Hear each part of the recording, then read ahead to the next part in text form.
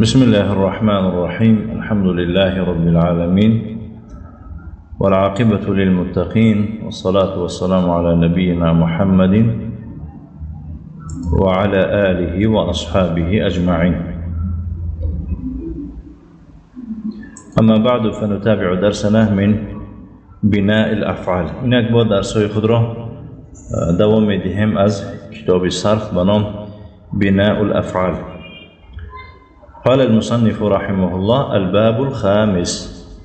مصنف صاحب متن می‌فرماید که باب پنجم، یعنی از 6 باب پنجم بابش از چی عبارت بوده است؟ فعل یفعل موزونه حسن یحسن وعلامته أن يكون عين فعله مضموما في الماضي والمضارع وبناؤه لا يكون إلا لازما نحو حسن زيد. یعنی باب پنجم فعل یفعل بوده است. هم وزن این باب به مثال فعلهای حسن یحسن و دیگر، و نشانی باب پنجم از آن عبارت بوده است که عین فعل او ضمه داشته است، هم در ماضی و هم در مضارع. یعنی هم فعل ماضی و هم فعل مضارع اگر عینش بینید هر دو ضمه دار هستند. فعل یفعل. و بناؤه لا يكون الا لازمه. و بنای باب پنجم فقط لازم می شده است، یعنی جز لازم دیگه یگان خیل فعل نمی شده است، یعنی متعدی نمی شده است. برای مثال حسن زید، زید نکو شد. بله، آخرون بابم انشاءالله میگیریم، به همین 6 بابی ثلاثی مجرد به آخر میرسد. قال المصنف رحمه الله، مصنف صاحب متن میفرماید الباب السادس فاعل يفعل موزونه حسب يحسب وعلامته أن يكون عين فعله مكسورا في الماضي والمضارع وبناؤه أيضا للتعدية غالبة وقد يكون لازما. مثال المتعدي نحو حسب زيد عمرا فاضلا، ومثال اللازم نحو ورث زيد.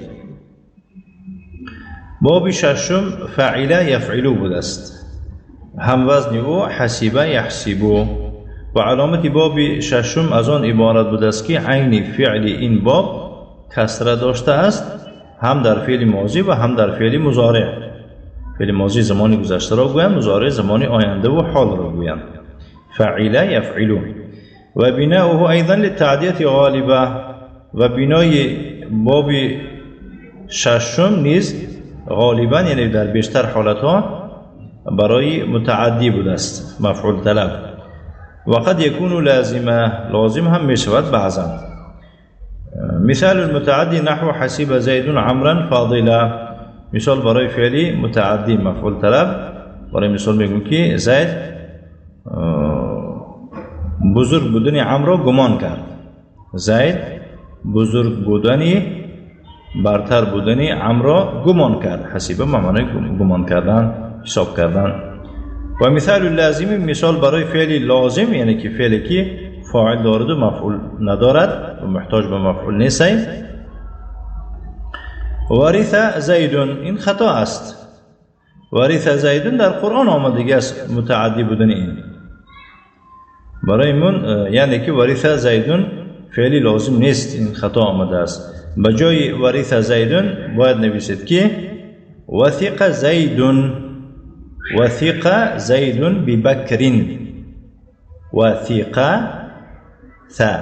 وثق زید ببکر، یعنی زید با بکر باوری کرد. زید باوری کرد با کی؟ با زید، چی؟ با بکر. نه، این فعلی لازم. اما ورث زید گفتن این خطا است، ایران که میراث برد.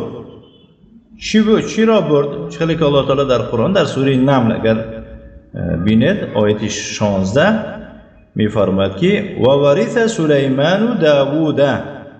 ورث فعل، سلیمان فاعل، داوود مفعول به. دیدید مفعول دارد این، یعنی که سلیمان داوود را میراث برد، میراث گرفت از داوود. فهمیدم؟ بنابراین صحیح، مثال صحیح چی بوده است؟ وثق زید ببکر.